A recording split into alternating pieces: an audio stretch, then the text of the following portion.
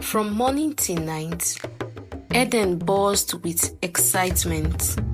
Women tied bright wrappers and painted their faces. Men polished their agbadas and ironed their caps. Children carried balloons and sweets as they ran through the streets. The air smelled of roasted corn, fried plantain, and pepper soup. Laughter rolled like thunder from every corner.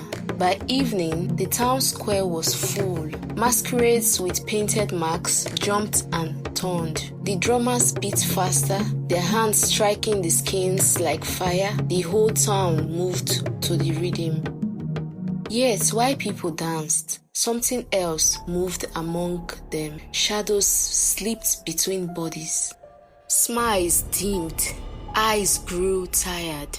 Unseen hands reached for souls. The feast had begun. Inside midnight threads, the three sisters stood together, dressed not in gowns or wrappers, but in plain black cloths. Their eyes shone with quiet fire. Ngozi lifted her hand and a glowing needle appeared. Ifunanya had a pair of scissors, its blades sharp as moonlight. Adugo carried a spool of golden thread, glowing softly like a lantern in the dark. "These are our weapons," Ngozi said firmly. "They will not see us," Ifunanya whispered, "but they will feel us." Adugo finished, and with that, they stepped into the night. As they entered the crowd, they noticed something unusual. Among the dancers was a masquerade unlike the others. Its marks was not carved wood, but smooth and black, like polished stone. Its costume seemed to swallow light instead of reflecting it. People cheered as it danced, but whenever it turned, someone nearby grew weak.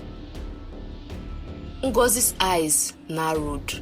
"That is no masquerade. That is a shadow wearing clothes." The sisters moved closer, their steps blending with the crowd, their eyes never leaving the dark dancer. At the height of the drumming, the black masquerade leaped high into the air. The crowd screamed in delight.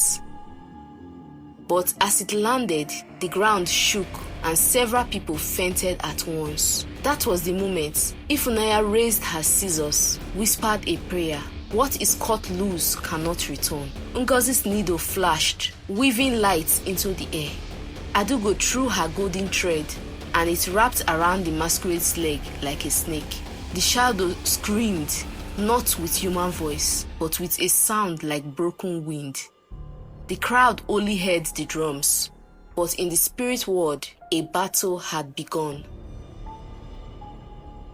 The masquerade struck at them with clouds that no one else could see. Sparks flew while the clouds met Ngozi's needle. The golden thread burned the precious skin. Ifunanya cut through its marks, and behind it was not a face, but a swirling black mist. "Back to the dark where you belong," Adugo commanded. With one final strike, the sisters pulled together. Needle, scissors, and thread formed a shiny net that wrapped around the masquerade. The creature howled, then vanished into smoke. The people rejoiced, unknowing. The crowd cheered, thinking the masquerade had finished a great trick. They did not see the battle, they did not hear the screams, but they clapped and danced even harder. Only Obina, standing at the edge of the square, noticed something strange. For a moment, he thought he saw the seamstresses glowing faintly as they held hands. He blinked and the glow was gone. He muttered, "There is more to these women than clothes." Far away, in a place deeper than night, the shadows gathered again. "They have ruined our feast," one growled. "They are not ordinary seamstresses," another hissed. "They are sent by the old gods," the leader said, its voice cold as stone. But even God's messengers can be broken. And so, they began to plan. After the festival, Obinna could not stop thinking about the seamstresses.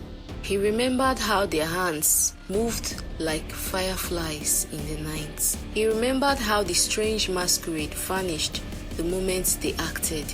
And he remembered the faint glow that surrounded them. Who are these women? He whispered to himself. Day after day, he passed by midnight trades, pretending to admire the clothes. But really, he was watching them. The way they sang old songs, the way their eyes seemed to know more than they ever said. One evening, as he lingered by the shop, Ngozi stepped outside. Her gaze met his, steady and calm. "You wonder too much, Obinna," she said with a small smile. He froze. How did you know?" She tilted her head. "Because the one who sees beyond the cloth is already chosen." Before he could ask more, she went back inside, leaving him restless. The following week, Eden's central markets overflowed with traders. Women called out prices, children chased goats, and men argued over palm wine. But as the sun intensity increased, a strong chill spread through the air. One by one, traders began to slump over their goods, as if sleep had pulled them suddenly. At the far end of the market, a figure appeared, cloaked in shadow, faceless, moving without feet touching the ground. The crowd screamed. Some ran, some froze. Chickens scattered, baskets toppled, and tomatoes rolled over the dust. But the sisters were already there. Ifunanya raised her scissors high. Adugo tossed her golden thread, wrapping it around the shadow's arm. Ngozi pierced the ground with her glowing needle, forming a circle of light that trapped the figure. The shadow thrashed, its voice like a cold wind through dry leaves. "You cannot stop us. Eden belongs to us." Ngozi's eyes burned. This land belongs to the living, not to the empty ones. With a final strike, they bound the shadow, and it dissolved into smoke. The market roared with relief, though most believed it was only a sudden storm that had passed. But Obinna, hiding near a yam seller's stall, had seen it all. This time, there was no doubt. "They are not ordinary at all," he whispered. In the hidden place of night, the shadows gathered again. Their leader's form shifted like oil on water. "These women cannot be fought in the open," it said. "Then let us strike where it hurts," another replied. "Let us touch the people they love. Let us turn the town against them." The shadows agreed. If they could not beat the seamstresses in battle, they would use fear, lies, and suspicion. And so, rumors began to spread. At first, it was small. A woman in the market whispered, "Have you noticed? Since that shop opened, strange things happen." A man at the bar muttered, "They never go to church or mosques. Are they truly human?" An elder frowned. "They sing songs too old for this time. Where did they learn them?" Day by day, the whispers grew louder. Some said the seamstresses were witches. Others claimed they caused the sickness themselves, only to sell clothes as false cures. Soon, even customers who once praised them began to hesitate before entering the shop.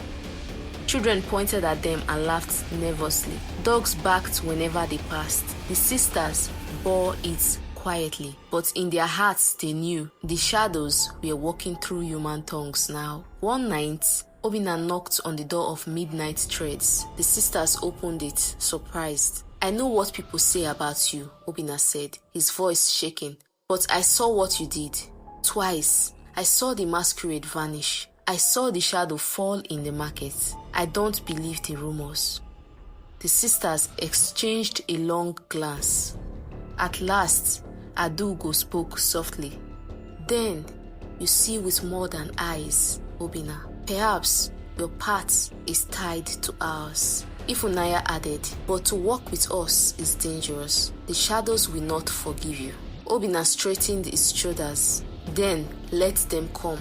I would rather walk with lights than hide in darkness. The seamstresses smiled for the first time in days. A new thread had entered their tapestry, one they did not expect.